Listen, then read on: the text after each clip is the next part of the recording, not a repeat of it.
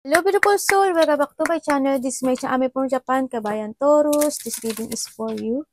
Maraming salamat muna sa aking mga subscriber, cross-watcher, sa mga bagong pasok dyan. Welcome na welcome kayo sa bahay ni Ate Aimee.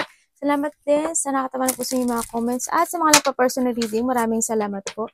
Kung gusto niyo na energy nyo lang at talagang gusto nyo makuha natin, all the details para sa personal reading is nasa baba ng video na ito. This is a general reading, Kabayan Taurus. Kunin mo lang sa'yo at itapon ang hindi sa'yo. Maaring ito isa vice versa, maaring energy mo, energy ng person mo, o energy ng malapit sa puso mo. Maaring nangyayari or mangyayari pa lang.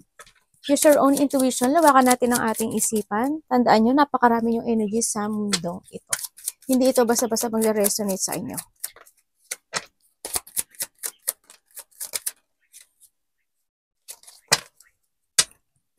Taurus.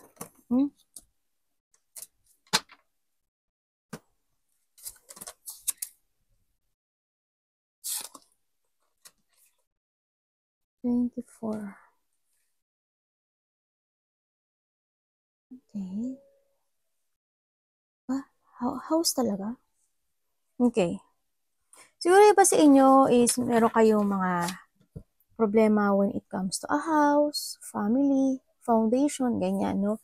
Andito yung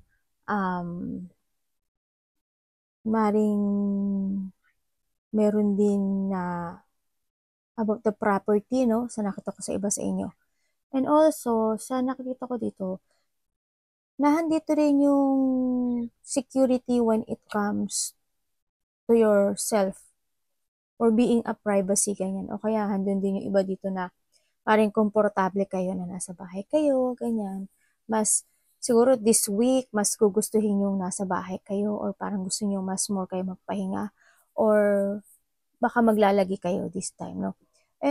Sa iba naman sa inyo rin, na iba sa inyo is loyal, no? May pagka-loyal yung iba sa inyo. Na nakikita ko rin dito na maaring there's a friend or kasi kung titingnan mo si, nakatingin siya sa the past, di ba? Siguro, there's a friend in the past or relationship, yan, no, na maaring hanggang ngayon, iniisip mo pa, no, or there's a person here na, na trusty person na sinuportahan mo or sinuportahan ka niya in the past, no? And also, na may mga sinasabi na naman kasi kasabi siya ni Heart, parang ikaw or there is a person here na may mga tinitingnan ka pa sa mga past relationship mo, no, sa iba sa inyo, mga ganun. Or maybe, kasi nandito rin si House, maaring merong mga nangyaring something when it comes to your family, no? Family or relationship, ganyan. Something foundation, ako nakikita dito. Yung iba sa inyo, siguro, nga, handito pa rin yung may nararamdaman pa kayo sa the past relationship nyo. Or handun yung paghanga, or may hinahangaan ka, or vice versa, may humahanga sa'yo, or may hinahangaan ka, or something crush, ganyan, or still love na tao from the past, ganyan. O kaya, in this current situation, ano. So, nakita ko rin is, yung iba is, maaring, you give love to your family, or you give love to someone, no? So, nakita ko dito. Handin yung affection. May romance and love ako nakikita. Hindi ko na alam, pero ang nakikita ko dito is more on love, more on the past. No, maaring may mga still mayroon ka pang nararamdaman sa mga past relationship mo or to your family, kung may mga nangyari mga situation, ganyan. O kaya, this current, syempre, handun naman yung you want to give love to your family din naman. So, nakita ko dito. And also, sa sarili mo, no? Kasi with come to house kasi is, and also, you din kasi is, you need to focus more to yourself. No? So, nakita ko dito, love yourself. No? Love yourself. Mas unahin mo muna sa ngayon yung sarili mo than others, no? You need to take care of yourself din. So, nakita ko dito. Maaring iba dito may mga biglang nangyari, no? Maaring this is the past or may mga this time, may mga biglang mangyari you're doing something activity, ganyan, or meron kang passion, creativity, or may gagawin kang isang bagay na maaring gustong-gusto mo. Maaring ito yung gusto mo. Maaring magpo-focus ka dun. And you will receive message or news. Hindi ko lang alam kung bad or good. Pero kung titingnan ko siya, it's good naman. Dito. Sa iba is good. Pero kasi titingnan ko, it's good. Good, siya, messages ang nakita ko. Maybe you will receive ganun. O kaya kung may gagawin kang isang activity o creativity, maaaring maging maganda ang resulta nito. Or fashion man yan. O ano may mga gagawin mo this week? Ganyan. Energy ni Taurus. Strange. Anong parating kay Taurus? Anong parating kay Taurus? We have the fire in Leo. Oh wow, wish to mo, oh. 9 of Cups, wish come true. Ito nga yun, diba? Baka merong tao na, may tao dito na mataka-crush sa'yo, or may gusto sa'yo, or vice versa tayo. Ba, ikaw, may magustuhan ka, baka may dumating na new love, or crush, ganyan, na makipag-usap sa'yo this time. Anong dapat iwasan ni Taurus? Ano ba yung anong card mo? The Two of Cups. Aba, panalo. Bakit? Panalo. And the Lovers. Aba, bakit? Naku po, mukhang ikaw mapapasok pa sa sa third party. Tingnan natin. Tita. Bakit? Strange ang kanyang energy this week.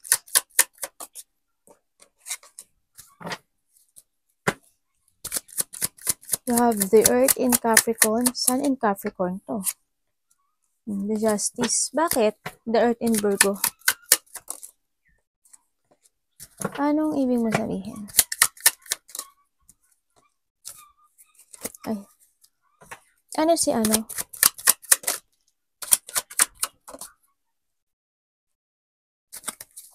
Okay, thank you. And the Wheel of Fortune. Saka itong liig ko You have the Earth in Virgo and the water element with the Neptune and yun nga, Earth in Virgo again, the Earth in Capricorn, and also the air element. Alam niyo naman si Strength, diba? Leo yan. Fire and Leo. Okay. And the Wheel of Fortune pala. The fire element. Okay. And then mo this time is, andito ka sa sitwasyon mo na maybe you are focusing right now sa sarili mo, no? Or you need, no, mag-focus sa sarili mo na nahanapin mo yung hahanapin mo yung kasiyahan mo this time. No, yung magiging joy ka, happy, and fulfillment. Maaaring ganun, magkakaroon ka ng mga bagong plano this time, this week, mga bagong pananaw sa buhay, or maybe a strategy to find yung fulfillment mo sa buhay. Meron kang sitwasyon na iiwasan din this time, yung iba sa inyo is magiging patient daw kayo. No, magiging patient kayo, iiwas kayo sa mga tao o sa situation na alam mo na hindi magiging good sa'yo. Kumbaga, aalisan mo yun. Iiwas ka or aalis ka doon sa sitwasyon na yun, no? Kumbaga, mag-iiba ka ng direction in your life. Magkakaroon ka ng decision na gano'n. Sa iba naman sa inyo, nandito kayo sa situation na yes, there's a clarity to focus more din sa inyong sarili. Maaring iba sa inyo is mag-iipon na kayo ng money, mag-save na kayo ng money. Yan, maaring kasi dun sa pag-save ng money na yun, maaring meron kayong pag-iipunan, no, na gustong-gusto nyong gawin. Kasi we have the heart din, di ba? May mga gusto kayong gawin siguro na isang bagay na paglalaanan nyo ng pera this time. Kasi dun sa plano na yun. O no? Kumbaga, magsasacrifice ka muna sa ngayon para hindi ka muna gumastos this time, this week. Yun na nakikita ko. Magkakaroon ka ng clarity na gano'n, na kailangan maging balance yung mga paggastos ko, kailangan may maiipon din ako kasi meron akong paglalaanan na ganun. Kasi nakita ko dito, meron kayong mga idea na gusto nyo gawin. Pero this time, nagkakaroon kayo ng doubt. No? Kumaga, there's a distraction or malalack of clarity kayo or malilito kayo. Siguro, unproductive pa ito kasi kung kayo is medyo kulang sa budget, maaaring yung isinima mo na matutupad. No? Kumaga, baka magsisave muna kayo ng money before yun. Yun na nakikita ko sa iba. Sa iba sa inyo pag-iwas, no? And also balancing a situation. Yan. Tingnan natin ang parating sa iyo. Bakit 9 of Cups? Para saan si 9 of Cups? Para saan si 9 of Cups?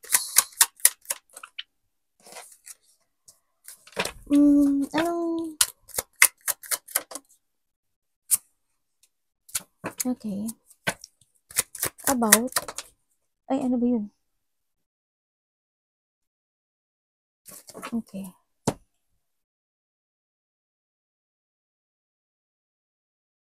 We have the air in Libra, the air element, and puro Libra to and the earth, Taurus, Virgo, and Capricorn, and the 9 of Cups.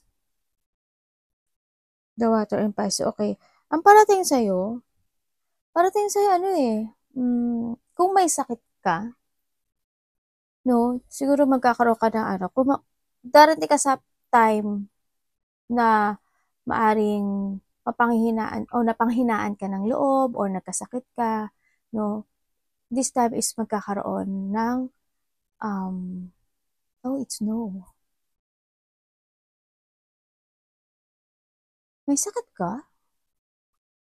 Parang you're not feeling well. Nga, hindi ka nga, parang masama pakiramdam mo. Ingatan mo, no, baka magkasakit ka. Baka this week,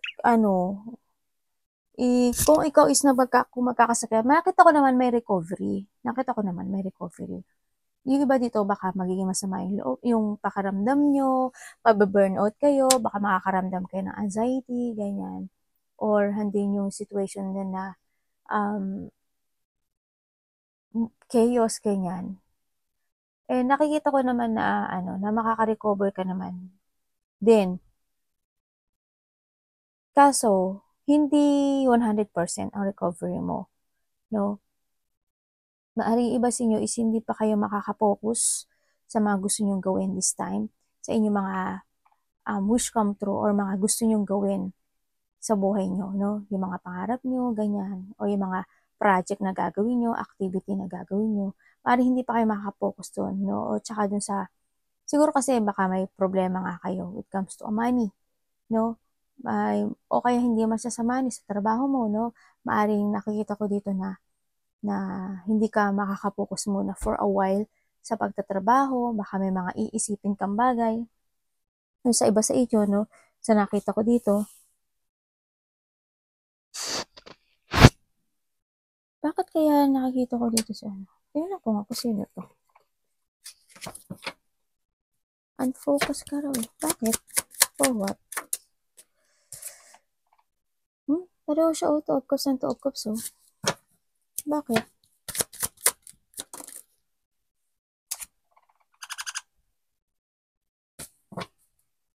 And the Star.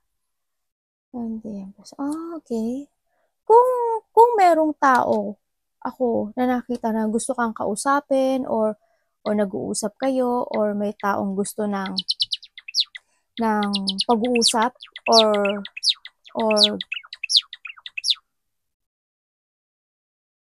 parang kasi nakikita ko dito, parang may tao dito na gustong makipag-usap sa'yo.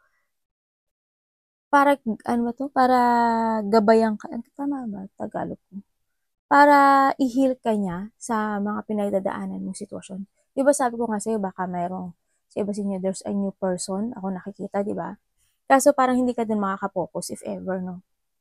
O kaya sa kaibigan mo, o malapit sa puso mo, o kasama mo sa trabaho to, maaari may gusto makipag-usap sa'yo, or may gusto makipag-union or getting together sa'yo, ganyan. Kaso, hindi ka focus doon or hindi ka siguro sasama or makipagkita. Either makapag-usap or makipagkita, hindi. Yun ang nakita ko. Parang hindi ka muna. Kasi you want muna ng parang meron pang natitirang hindi meron pang natitirang pain na kahit na konti from the past ako nakikita sa'yo. O kaya naman, kasi wala kang ganong budget kaya hindi ka mo nagagawan makipagkita doon. O kaya naman, kung hindi man doon sa tao na yon, meron kang mga pangarap or may mga gusto kang gawin this time pero hindi pa siya ganun matutuloy kasi meron pang dapat tapusin o ipunin, no? Sa nakita ko dito sa iba. Sa iba ganun. Iba dito may mga tension na hindi pa nagtatapos. Tingnan nga natin kung ano ito. Pwede ko malaman si ano. May iba sa inyo, may problema kayo sa money, no? Also, ingat din kayo, no? Sa nakita ko dito, maaring manakit din yung ulo nyo, yung paa nyo, or masama talaga yung pakiramdam nyo. May tao dito na there's a reconciliation. Ako nakikita. Pero ang nakita ko sa kanya, natatakot. Ikaw o siya, ang nakita ko dito, or parang pag-uusap. Reconciliation or pag-uusap, or someone want to share a problem sa'yo, ganyan. O kaya handin yung sa iba naman is someone o ikaw is want na matapos yung pain na nararamdaman, no? Sa nakita ko to. Maaring dapas nagkaroon kayo ng pag-aaway nito, no? We have the Earth in Taurus din. Ikaw to eh. The Earth in Taurus and we have the Air in Libra. Siguro in the past nagkaroon kayo ng pag-aaway, nagkaroon kayo ng malaki man o maliit ito, nagkaroon ng emotional pain sa inyong dalawa, no? Kumbaga, disappointment sa iba, kung ano mang emotional pain yan, ang nakikita ko dito. Handito yung natatakot siyang ikaw, i-text o kausapin, ganun. Pero gusto niya, handun yung sadness, pero gusto niya makipag-usap sa iyo or they want reconciliation or maaring ikaw rin ito kasi ikaw yung nakikita kong lumalabas dito, no? Parang nagdadalawang isip ka ata kung kukontakin ko pa ba siya or gusto ko makipagkita sa kanya or gusto niya makapagkita pero ayaw mo, magdadalawang isip ka, i-ano mo yung baka vice versa. Yun na nakikita ko sa iyo. Magdadalawang isip ka rin din daw this week sa mga gagawin mo this time. Magdadalawang isip. Kasi parang handun ka sa situation na siguro yung iba is, parang yung ganun-ganun na lang. Matapos na nangyari in the past, parang ganun lang, baliwala lang. Ganun. Tingnan natin, ang dapat mong iwasan. Sa iba dito pakikipagkita sa malapit sa puso. Bakit? Anong dahilan? Bakit?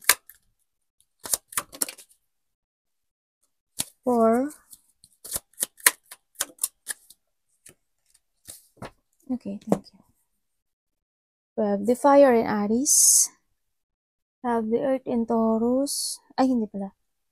Tama. The earth in Taurus. Kala ko nagkamali ako eh. And we have the air in Aquarius. And we have the water in Scorpio. And we have the fire in Sagittarius. And the top cup, syempre. Diba?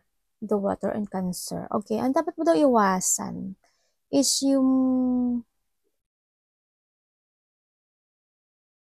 malito sa tamang daan. Kumbaga, iwasan mo daw yung hindi ka mag-move on or iwasan mo yung malito ka sa direksyon na tatahakin mo. No, yun daw dapat mo iwasan. Kailangan mo daw na magkaroon ng positive destination, ng clear path, no? Huwag ka daw malito, ganyan. Ang nakita ko dito. And then, huwag kang maghintay na magkaroon ng changes na yung kusang mag-change yung destination mo nang wala kang ginagawa. Kasi hindi daw yun mangyayari. As in, hindi yung mangyayari. As long as hindi ka nag-move on or hindi ka na gumagalaw. Diba? Hindi yun mangyayari. You need na rin talaga na mag-move forward sa mga plano mo this time. Kailangan dito is moving ahead to growth, explore yourself ang sinasabi dito. I-try mong i-analyze yung mga situation mo in the past or in the past situation at saka yung ngayon or in the future. I-analyze mo daw yun. No? Kailangan daw magkaroon ka ng progress at magkaroon ka na daw ng strategizing. Don't wait. No? Kumbaga, ang sinasabi dito, you need to be wiser and stronger. Kumbaga, kailangan mo daw ma-overcome yung mga obstacle na yun. No? Kailangan mo daw mag-move on going from the future. Whatever holding you back sa nakaraan, iwan mo na yun, i-release mo na yung mga baggage na yun. You need to accept all the lesson then and explore more. Try a new experience. Explore mo yung sarili mo. Yan ang mas pangganda daw ngayon. No? Mag-action ka. Kumbaga, talikuran mo na yun. Kumbaga, i-analyze mo yun. I-analyze mo yung the past, yung ngayon, at the future. And then doon daw may isip mo kung ano yung mga gusto mong gawin sa buhay mo. Try to move, no? Try to move. Kasi time is gold. Don't waste time. Sinasabi din dito. Diba? Kumbaga, handun din yung situation na hindi mo kailangan maghintay na, yun nga, biglang mag-change. We have the chariot din, diba? O, diba? Kailangan mo ngayon, this is a time na kailangan kang magkaroon ng level up to yourself. Try to move forward and give effort. Focus. Iba sa inyo, meron ako nakikita, may mga pupuntahan ba kayo? Kasi parang may travel or may mga movement ako nakikita. Parang may mabilis ako nakikita. Hindi ko alam kung ito is related to a car, baka nagmamaneho ka, nagdadrive ka, no? Sa nakita ko dito, baka may mga i-push forward ka this time sa iba sa inyo. May mga pagdidesisyon ako nakikita na paninindigan mo na daw eh. May mga pagbabago mangyayari sa'yo. It's growth. Tingnan, ay hindi. May ibang lumabas. Wala, devil oh. Ano ba yan? May mga mali. Tingnan natin sa love, Docorus. Love is sa lahat ha. Sarili mo, kapatid mo, ikaw, kasama sa trabaho. Advice po universe. You have the fire element and the world. Ang ganda na ano yan. Bakit po?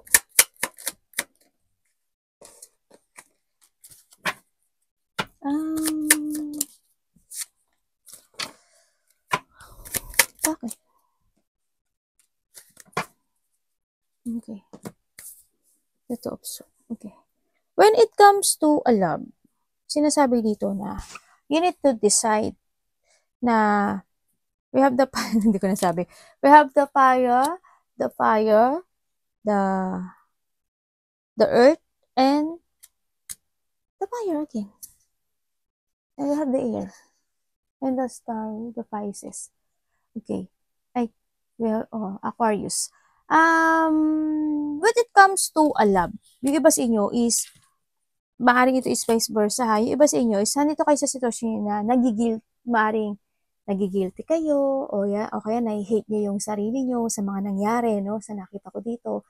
Andun yung nalalack of trust ka na rin. I don't know kung sa tao na yon or sa sarili mo, ganyan. O wala ka ng trust talaga sa mga darating pa na mga new person in your life. No? Parang nawawalan ka na ng tiwala na naku, baka same na naman ang mangyari sa akin this time. Parang nawawalan ka na ng lack of trust. Nagkakaroon ka na rin ng doubt this time, sa nakita ko. Handito na rin yung pag-iwas kasi maybe you want to transform for something, no? Kumbaga, ang nakikita ko kasi sa'yo is you want a long-term relationship dito.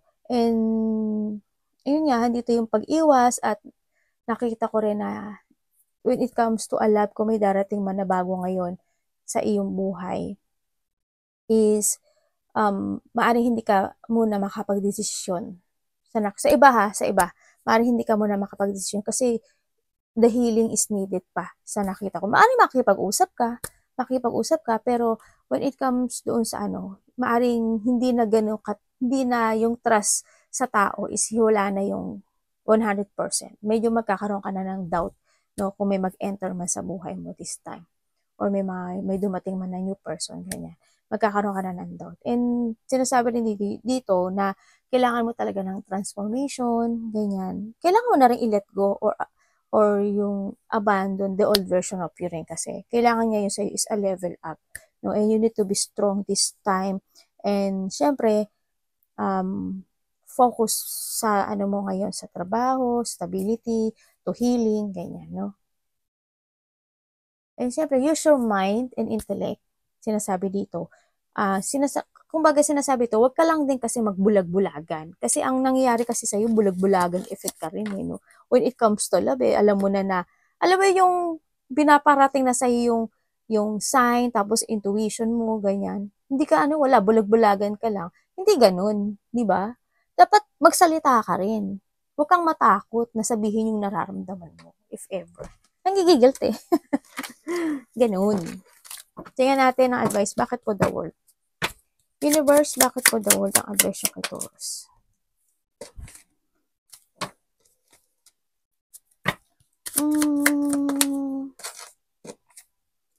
We have the Leo, the water,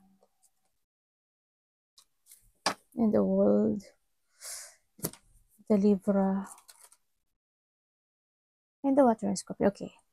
Ang advice niya sa'yo is finish the unfinished, no? Sinasabi to. Kailangan mo daw ngayon is control your feelings. Forgiveness, kailangan. Forgiveness, acceptance, release mo na yung mga pain in the past, ganyan. Ang sinasabi dito, kailangan sa'yo is recovery. And kailangan dito is ibalik mo daw yung confident mo, ganyan. Lakas ng loob, katatagan, tibay ng loob. And yun, kumbaga, you need to be patient, no? You need to be patient and alagaan mo daw yung sarili mo. Kailangan mo talaga ngayon is mag-heal sa iyong emotional na nararamdaman this time. Kailangan mo talaga na totally healing. And huwag ka daw maghinayang sa mga sitwasyon o mga bagay o relationship man yan, ano man yan na nawala o natapon, no? Kumbaga kung may mga nag-failure sa'yo, hindi mo kailangan pagsisihan yun. Yung mga disappointment in the past, hindi mo rin kailangan tumutok doon, no? Hindi mo kailangan daw na masadness, no? Kung sinasabi mo na nagigilty ka kasi ganito, ganyan, it's no down, no? Wala ka daw kasalanan doon. No? Kasi nangyari yun. Kasi kumbaga, kasi minsan, yung nakikita, yung hindi natin nakikita kasi yun ng taas. And then, kasi sa hindi natin nakikita, yung taas mismo ang gagawa ng paraan para maalis yung sitwasyon o yung tao na yun sa buhay natin. Kasi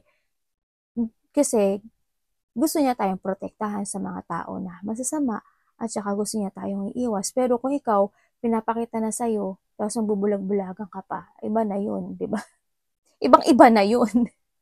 Di ba? Kailangan natin, imulat din yung mga mata natin. Magsalita rin tayo. Huwag lang tayo hi-ho. Di ba? Ganun ang sinasabi dito. Kailangan mo rin daw alagaan yung sarili mo. And create again. Magkaroon ka rin ng creative sa sarili mo. Kaya kailangan ngayon is balance. Kailangan dito is emotional balance. Kailangan mo maging wiser.